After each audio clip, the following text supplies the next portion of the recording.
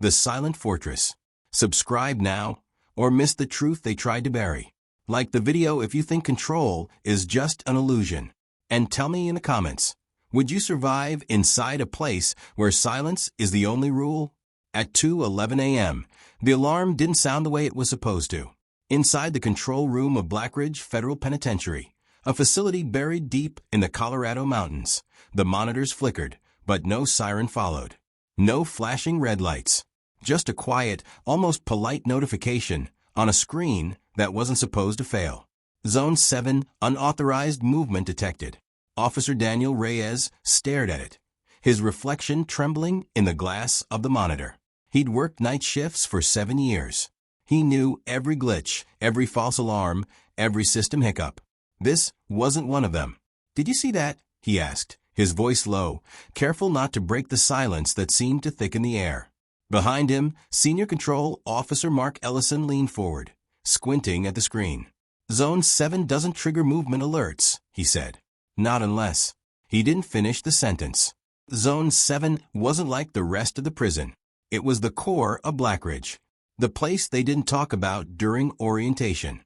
The place where rules weren't explained, just enforced.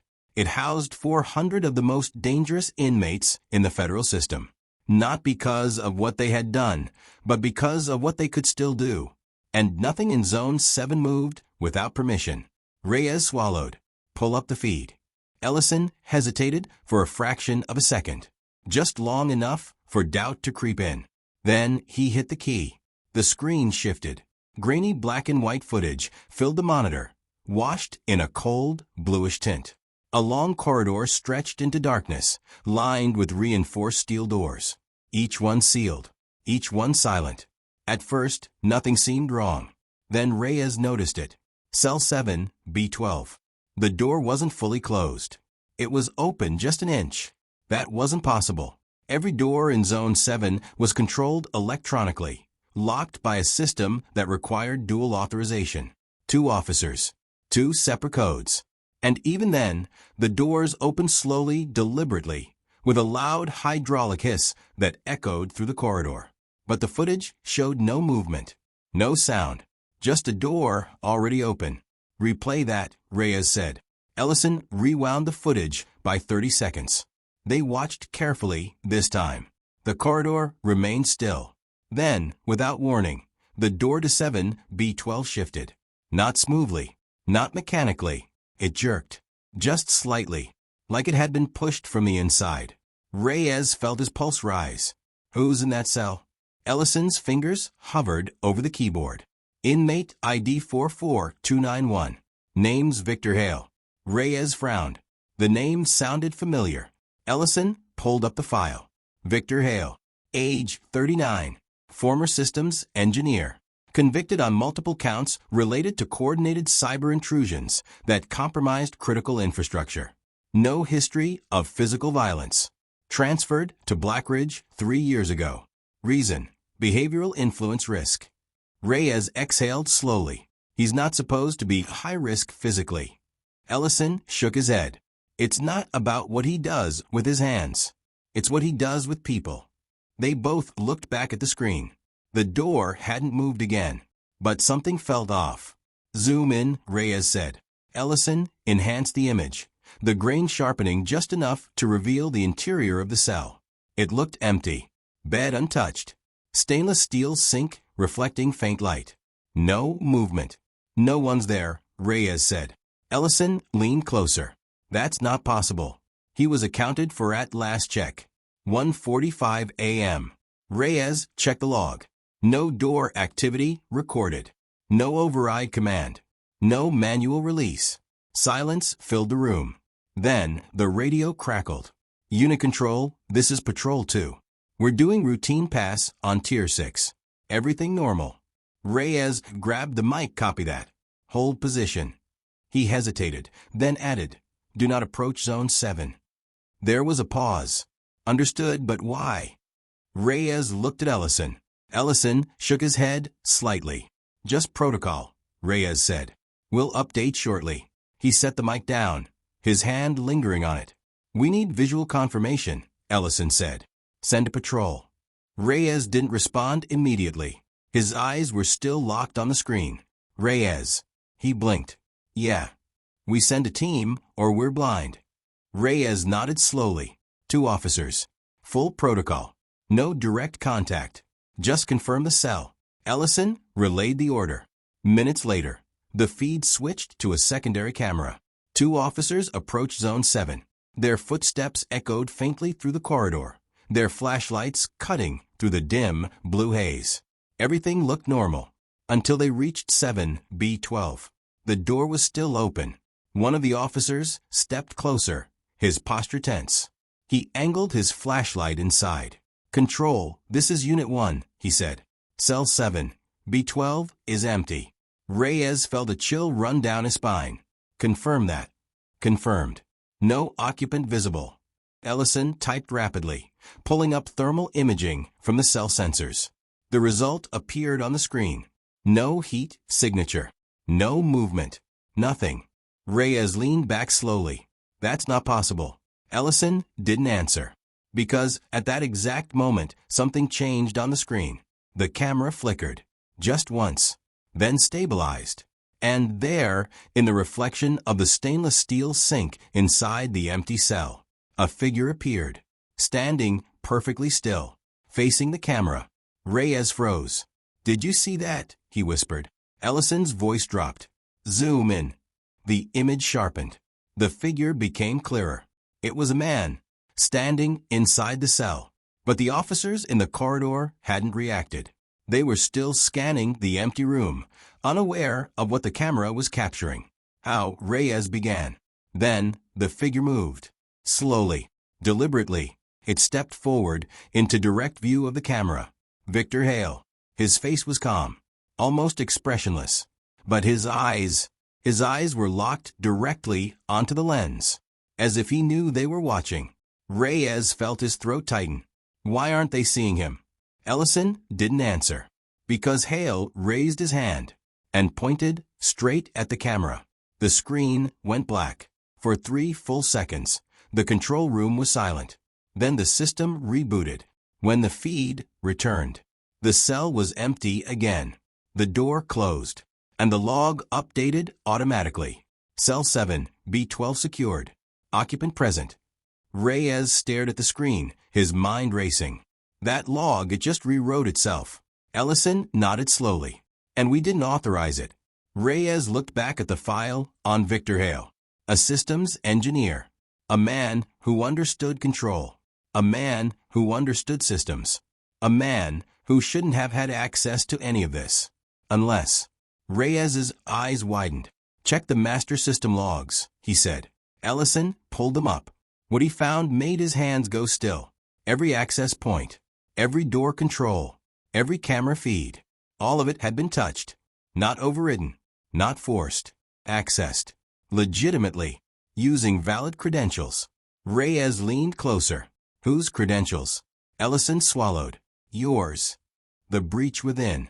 The word hung in the air like a verdict. "Yours." Reyes didn't react immediately. He just stared at the screen, his reflection staring back at him, distorted by the cold blue glow of the control room monitors. "That's not possible," he said quietly. Ellison didn't argue. He just kept scrolling through the logs, each line confirming the same thing.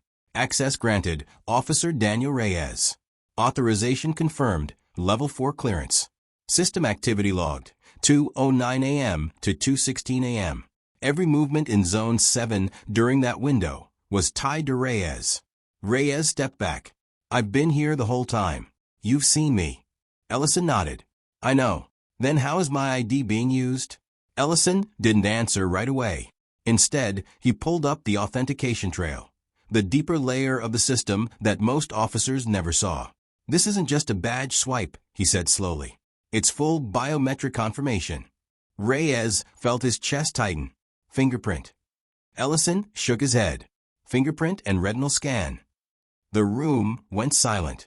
"That's impossible," Reyes said again, but this time, his voice didn't carry the same certainty. Because inside Blackridge, impossible didn't exist. There were only things they hadn't explained yet. The radio crackled again. "Control, this is Unit 1. We've secured the corridor. Requesting instructions. Reyes grabbed the mic, forcing his voice steady. Hold position. Do not engage any inmates. Repeat, do not engage. Copy that. He set the mic down and turned back to Ellison. Lockdown Zone 7. Ellison hesitated. If we trigger a full lockdown, it'll alert every inmate in that block. Reyes met his eyes. And if we don't, we're already compromised. A beat. Then Ellison nodded and initiated the command. Across the system, heavy steel doors began sealing. Secondary locks engaged. Surveillance intensified. Every inch of Zone 7 was now under maximum restriction. At least, that's what the system said. Reyes wasn't sure he believed it anymore. Pull up all camera feeds, he said. The monitors shifted, splitting into multiple screens. Cells, corridors, intersections. For a moment, everything looked normal. Inmates sat on their beds. Some paced slowly. Others stared at the walls, lost in their own silence. Then Ellison froze. Reyes, look at this. One of the screens zoomed in automatically. Cell 7C04. An inmate stood in the center of the room, facing the camera, completely still. Reyes frowned.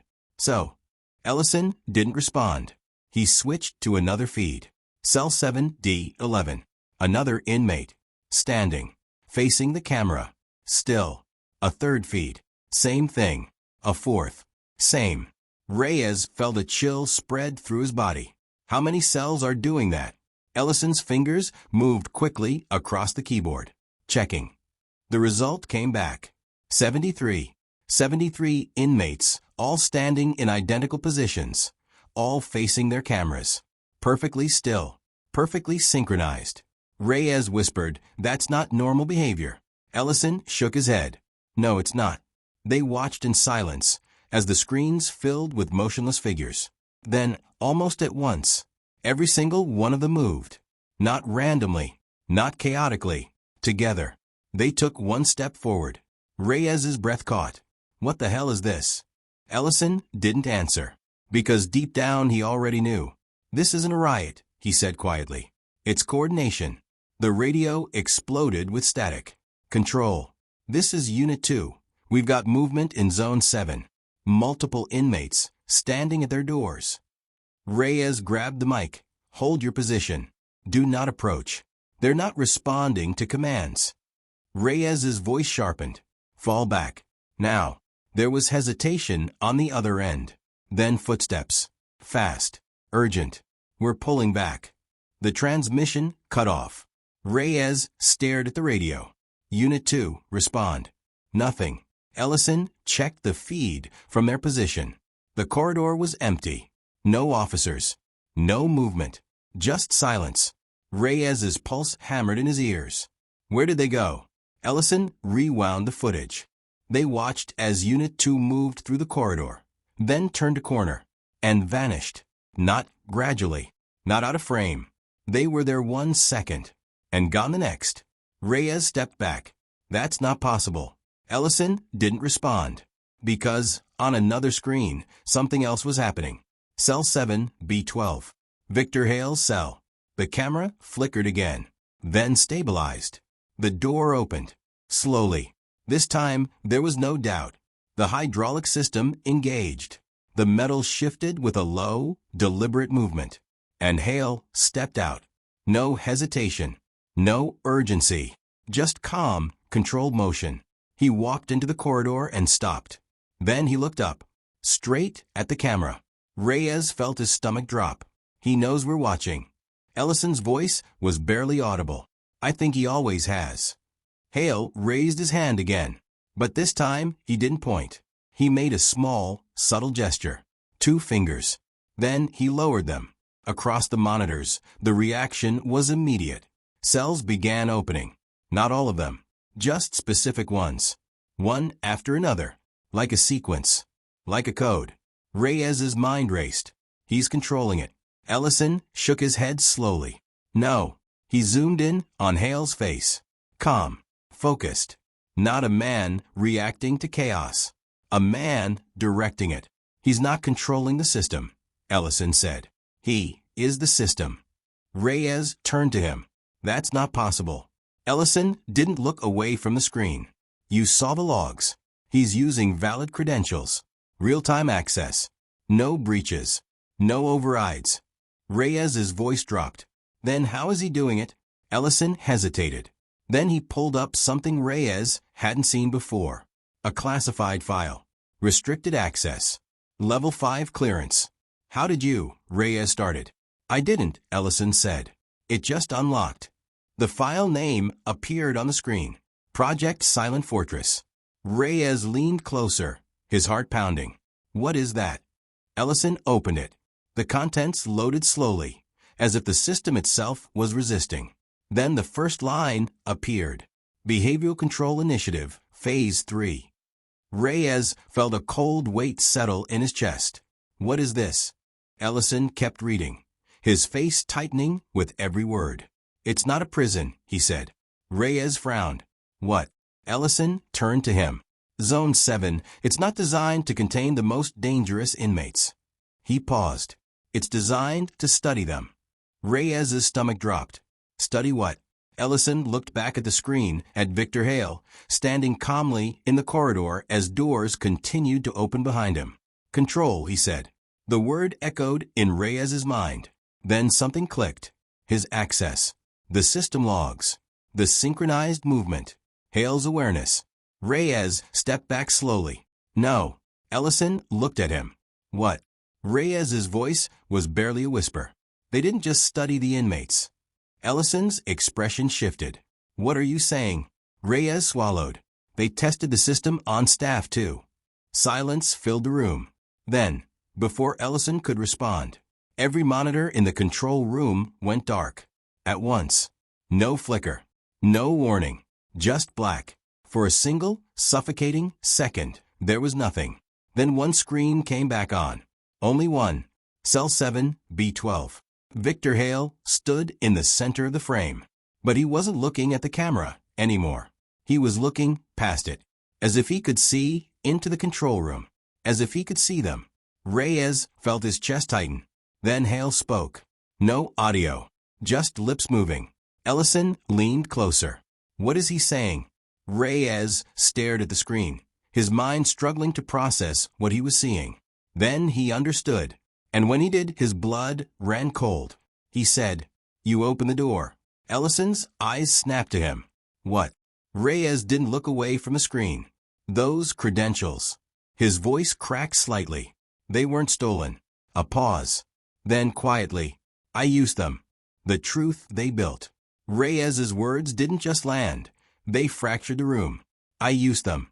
Ellison stared at him, searching his face for any sign of hesitation, doubt, anything that could soften what he'd just heard. There's no way, Ellison said. You've been here all night. Reyes didn't respond, because that was the problem. He had been there. Every second, every movement accounted for. And yet the system didn't lie. The logs were precise, cold, unemotional. They said he had opened the doors. They said he had authorized the access. They said he had let Victor Hale out. Reyes pressed his hands against the console, grounding himself. I don't remember doing it. Ellison's voice sharpened. You don't just forget something like that. Reyes looked up slowly. What if I didn't forget? A pause. What if? I never knew.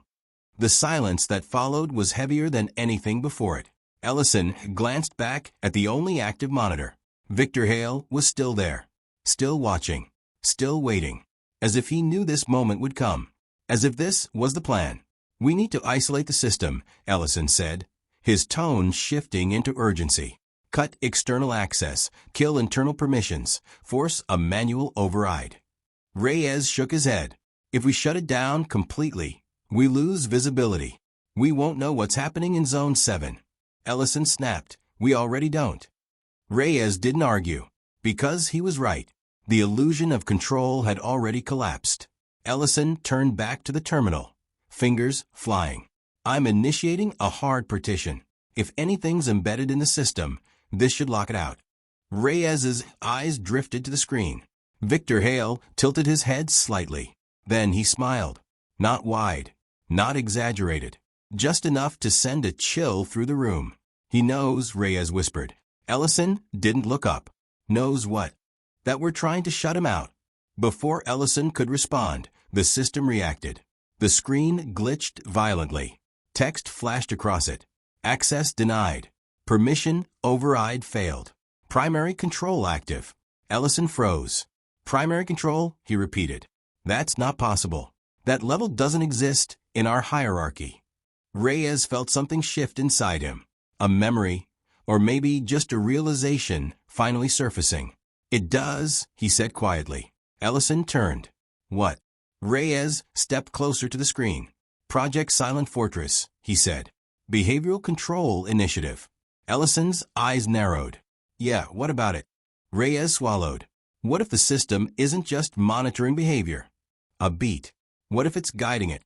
Ellison stared at him. "You're saying this whole place, this entire unit, is running some kind of psychological control experiment?" Reyes nodded slowly. "Not just on inmates." The implication settled between them. Staff included. Decisions influenced. Actions predicted. Maybe even initiated. Ellison shook his head. No. That would require access to cognitive patterns, behavioral triggers, biometric feedback." He stopped. Because everything he just listed, Blackridge already had. Reyes spoke again, quieter now. "What if the system learned how to make us act without us realizing it?" Ellison didn't answer. Because deep down he knew. That would explain everything. The perfect credentials. The flawless access logs. The lack of memory. Reyes didn't break the system. The system used Reyes. The monitor flickered again. Victor Hale stepped closer to the camera. His face filled the screen. Calm. Focused. In control. Then, slowly, he spoke again. No sound. Just movement. Ellison leaned in, trying to read his lips. What is he saying? Reyes didn't need to guess this time. He's saying, "You were always part of it." Ellison's stomach dropped. Before either of them could react, the radio burst to life. "Control, this is Unit 3. We've got inmates moving through Sector D. No resistance, no aggression. They're just walking." Reyes grabbed the mic, contain them. "We can't. They're not responding. They're not even looking at us." Ellison pulled up the feed. What they saw didn't look like chaos. It looked like order. Lines of inmates moved through the corridors in perfect silence. No shouting. No fighting. No panic. Just movement. Controlled. Deliberate. Directed. "Where are they going?" Ellison whispered. Reyes checked the system map. A single route lit up, from multiple sectors, converging toward one location. His heart sank. "The control hub," he said.